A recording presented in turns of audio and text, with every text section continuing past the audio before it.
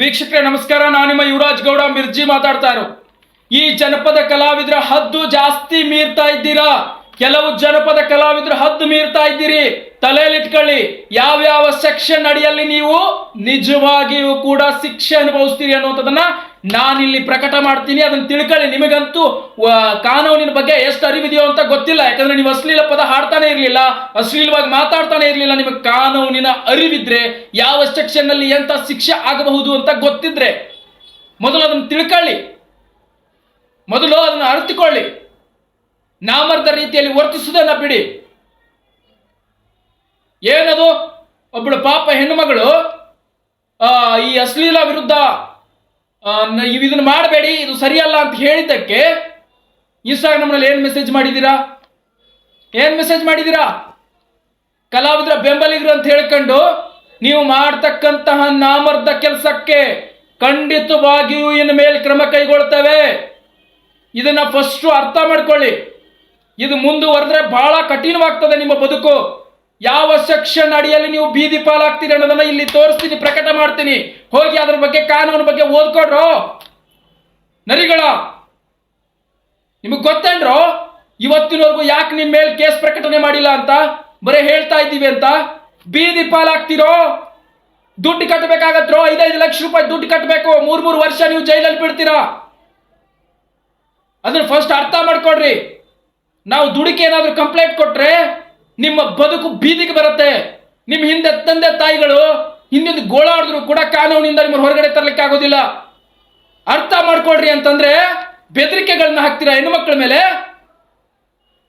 ನಾಮರ್ದ್ರ ಬೆಳಗಾವ್ನಲ್ಲಿ ನಾನೇನಾದ್ರೂ FIR register ಮಾಡಿದ್ರೆ ನೀವು ಎಲ್ಲಿಗೆ ಬೀದಿಗೆ ಬರ್ತೀರಿ ಅಂತಕ್ಕಂಥದ್ದನ್ನ ಮೊದಲು ತಲೆಯಲ್ಲಿಟ್ಕೊಳ್ಳಿ. ಅರ್ಥ ಮಾಡ್ಕೊಳ್ರಿ. ಈ ಯುವರಾಜ್ ಗೌಡ ಯಾವುದಕ್ಕೂ ಬಗ್ಗದಿಲ್ಲ. ಈ ಸಮಾಜಕ್ಕಾಗಿ, ಉತ್ತರ ಕರ್ನಾಟಕದ ಉನ್ನತ ಭವಿಷ್ಯಕ್ಕಾಗಿ ನಾನು ಏನು ಬೇಕಾದರೂ ಮಾಡ್ಲಿಕ್ಕೆ ಸಿದ್ಧ, ಯಾವುದಕ್ಕೂ ಬೇಕಾದ್ರೂ ಸಿದ್ಧ. ನಿಮ್ಮ ಹಾಗೆ ಲುಚುಕ್ ಪುಚುಕ್ ಆಟ ಆಡೋನಲ್ಲ ನಾನು. ತಿಳ್ಕೊಳ್ಳಿ, ಇಲ್ಲಿ ಪ್ರಕಟ ಮಾಡ್ತೀನಿ ಯಾವ್ಯಾವ ಕೇಸ್ ನಡಿಯಲ್ಲಿ ನೀವು ಬೀದಿಗೆ ಬರ್ತೀರಿ ಅಂತೇಳಿ. ಮಾಹಿತಿ ಮತ್ತು ತಂತ್ರಜ್ಞಾನದ 2000 ಕಾಯ್ದೆ ಅಡಿಯ ಪ್ರಕಾರ 67ರ ಸೆಕ್ಷನ್ ಪ್ರಕಾರದಲ್ಲಿ ನೀವು ಯಾವ ಶಿಕ್ಷೆಯನ್ನು ಅನುಭವಿಸ್ತೀರಿ ಗೊತ್ತಾ? ಸೆಕ್ಷನ್ 67 ಯಾವ ಶಿಕ್ಷೆಯನ್ನು ಅನುಭವಿಸ್ತೀರಿ?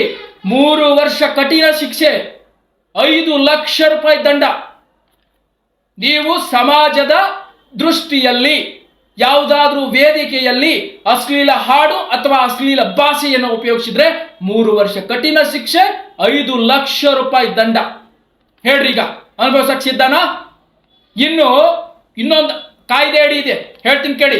BNS ಸೆಕ್ಷನ್ 294ರ ಪ್ರಕಾರ ನೀವು 3 ತಿಂಗಳ ಶಿಕ್ಷೆಯನ್ನು ಅನುಭವಿಸ್ತೀರಿ, 2 ಲಕ್ಷ ರೂಪಾಯಿ ದಂಡವನ್ನು ಕಟ್ತೀರಿ. ಅಥವಾ ನೀವು ಏನಾದರೂ ಅಶ್ಲೀಲತೆಯ ವಿಚಾರವಾಗಿ ದೂರಿದ್ರಿ ಅಂದ್ರೆ ಕೇವಲ 3,000 ರೂಪಾಯಿ ದಂಡವನ್ನು ಕಟ್ತೀರಿ. ಆದ್ರೆ ಏನಾದ್ರೂ 67ರ ಅಡಿ ಸೆಕ್ಷನ್ ನಲ್ಲಿ ನೀವು ಸಿಕ್ಕರೆ, 2000 ಅಡಿ 67ರ ಸೆಕ್ಷನ್ ರಲ್ಲಿ ನೀವೇನಾದ್ರೂ ಸಿಕ್ಕರೆ, ನಿಮ್ಮ ಕೇಸ್ ರಿಜಿಸ್ಟರ್ ಮಾಡಿದೀವಿ ಅಂದ್ರೆ ನೀವು 3 ವರ್ಷ ಜೈಲು ಶಿಕ್ಷೆ, 5 ಲಕ್ಷ ರೂಪಾಯಿ ದಂಡ ಕಟ್ಕೊಂಡು ಬೀದಿ ನಾಯಿಗಿಂತ ಕಡೆಯಾಗಿ ಬದುಕ್ತೀರಾ. ನಾಳೆ ನಿಮ್ಮ ತಂದೆ ತಾಯಿಗಳು ನಮ್ಮ ಹೆಸರಲ್ಲಿ ಹಾಡ್ತಾರೆ. ಅರ್ಥ ಆಯ್ತಾ? ಯಾಕೆ ಮಾಡ್ತಾ ಇಲ್ಲ ಅಂದ್ರೆ ನೀವು ಕಷ್ಟಪಟ್ಟು ಬೆಳೆದಿದ್ದೀರಿ. ಅವನ ಅತ್ಯಾಚಾರ, ಮುಜೀಕ್ ಮೈಲಾರಿ, ಇನ್ನೊಂದಿಷ್ಟು ಕಲಾವಿದರಿದ್ದೀರಿ. ನಿಮಗೆ ಗೊತ್ತಿರ್ಬೇಕು, ಈ ಮುಜೀಕ್ ಮೈಲಾರಿ ನಮ್ಮ ವಿರೋಧಿನ ಏನೂ ಅಲ್ಲ. ನಮಗೇನೋ ಅವನ ಮೇಲೆ ಯಾವ ಸೇಡು ಇಲ್ಲ. ಆದ್ರೆ ಅತ್ಯಾಚಾರದ ಮೇಲೆ ಹೋದ. ನಾಳೆ ಇನ್ನೊಬ್ಬ ಉತ್ತರ ಕರ್ನಾಟಕದ ಕಲಾವಿದ ಇದೇ ರೀತಿ ಮಾಡಿದ್ರೆ ಉತ್ತರ ಕರ್ನಾಟಕದ ಮರ್ಯಾದೆ ಏನಾಗಬೇಡ, ಉತ್ತರ ಕರ್ನಾಟಕ ಯಾವ ರೀತಿ ಗುರುತಿಸ್ಕೊಳ್ಬೇಡ ಅನ್ನೋ ಕಾರಣಕ್ಕೆ ಇವತ್ತು ಎಲ್ಲರೂ ಕೂಡ ಈ ಜನಪದ ಕಲಾವಿದರ ವಿರುದ್ಧ ಹೋರಾಟ ಮಾಡ್ತಿರೋದು. ಬೇಡ ಅಶ್ಲೀಲತೆ ಅಂತ. ಅದನ್ನ ಅರ್ಥ ಮಾಡ್ಕೊಳಕ್ಕಾಗಲ್ಲ ನಿಮ್ಮ ಕೈಯಲ್ಲಿ. ಅದನ್ನ ಅರ್ಥ ಮಾಡ್ಕೊಳ್ಳಿ.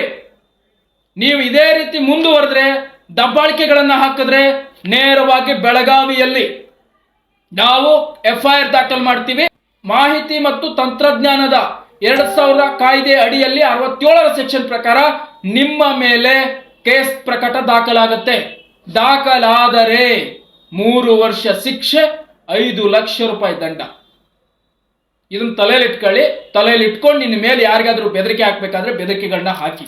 ನನಗೆ ಬರುತ್ತೆ, ನೀವು ಯಾರಿಗೆ ಬೆದರಿಕೆ ಹಾಕಿದ್ರು ಕೂಡ ನನಗೆ ಮೆಸೇಜ್ ಬಂದಿರುತ್ತೆ ಇನ್ಸ್ಟಾಗ್ರಾಮ್ನಲ್ಲಿ. ನನಗೆ ಬಂದಿರತ್ತೆ. ನೀವು ಯಾವ್ದಾದ್ರು ಹೆಣ್ಣು ಮಕ್ಕಳಿಗೆ ಬೆದರಿಕೆ ಹಾಕಿದ್ರಾಗಿರ್ಬೋದು, ಯಾರಿಗಾದ್ರೂ ಈ ಜನಪದ ಕಲಾವಿದರ ವಿರುದ್ಧ ಹೋರಾಟ ಮಾಡ್ತಿರ್ತಕ್ಕಂಥವ್ರ ಮೇಲಾಗಿರ್ಬೋದು, ನೀವು ದಬ್ಬಾಳಿಕೆ ಮಾಡಿದ್ರೆ ಬರುತ್ತೆ, ಏನೂ ಅಭ್ಯಂತರ ಇಲ್ಲ. ಅರ್ಥ ಆಯ್ತಾ? ಸೊ ಫಸ್ಟ್ ಅರ್ಥ ಮಾಡ್ಕೊಳ್ಳಿ. ಬ್ಯಾಡ, ಸ್ಟೇಷನ್ ಮೆಟ್ಟಿಲನ್ನ ಏರ್ಸ್ಬೇಡಿ. ಸ್ಟೇಷನ್ ಮೆಟ್ಟಿಲನ್ನ ಏರಿ ಎಫ್ಐಆರ್ ದಾಖಲು ಮಾಡೋ ಹಾಗೆ ಮಾಡಬೇಡಿ. ನಿಮ್ಮ ಜೀವನನ ನೀವೇ ಹಾಳು ಮಾಡ್ಕೋಬೇಡಿ. ಇಲ್ಲಿಗೆ ಸಾಕು, ಬಿಡ್ತೀವಿ ಅಂತ ಮುಚ್ಚಿಕೊಂಡು ಹೇಳ್ತಾ ಇದ್ದೀನಲ್ಲ, ಇದ್ದು ಬಿಡಿ, ಬದುಕೊಳ್ಳಿ. ಕಾನೂನು ಕೈ ಸಿಕ್ಕಾಕೋಬೇಡಿ. ಅದನ್ನು ತಿಳ್ಕೊಳ್ಳಿ. ಫಸ್ಟು ಅರ್ಥ ಮಾಡ್ಕೊಳ್ಳಿ ಜನಪದ ಕಲಾವಿದರು.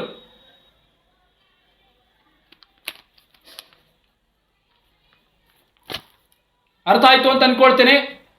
ಸೊ ನನ್ನ ಪ್ರೀತಿಸುವಂತಹ ನನ್ನ ವೀಕ್ಷಕರಾಗಿರಬಹುದು, ಅಥವಾ ಈ ಉತ್ತರ ಕರ್ನಾಟಕವನ್ನ ಉನ್ನತವನ್ನಾಗಿಸ್ಲಿಕ್ಕೆ ಹೊರಟಿರ್ತಕ್ಕಂಥ ನನ್ನ ಪ್ರೀತಿಯ ಈ ಉತ್ತರ ಕರ್ನಾಟಕದ ಜನಗಳಾಗಿರಬಹುದು, ನಿಮ್ಮೆಲ್ಲರಿಗೂ ಕೈ ಮುಗಿದು ಕೇಳ್ಕೊಳ್ತೀನಿ, ದಯವಿಟ್ಟು ಇನ್ನಷ್ಟು ಹೆಚ್ಚಿನದಾಗಿ ಇದ್ರ ಬಗ್ಗೆ ಧ್ವನಿಗಳನ್ನ ಎತ್ತಿ ಈ ಒಂದು ಜನಪದ ಕಲಾವಿದರನ್ನ ಬದಲು ಮಾಡ್ತಕ್ಕಂಥ ಕೆಲಸವನ್ನ ಮಾಡೋಣ.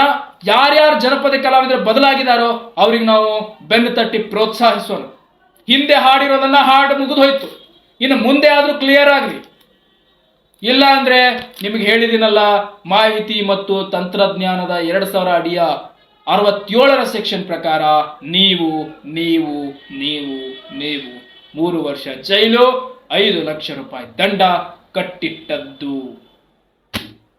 ಅರ್ಥ ಆಯ್ತು ಅಂತ ಅನ್ಕೊಳ್ತೀನಿ. Thank you so much. ಮತ್ತೆ ಸಿಗ್ತೀನಿ, ಬರ್ತಾನೆ ಇರ್ತೀನಿ. Okay, thank you.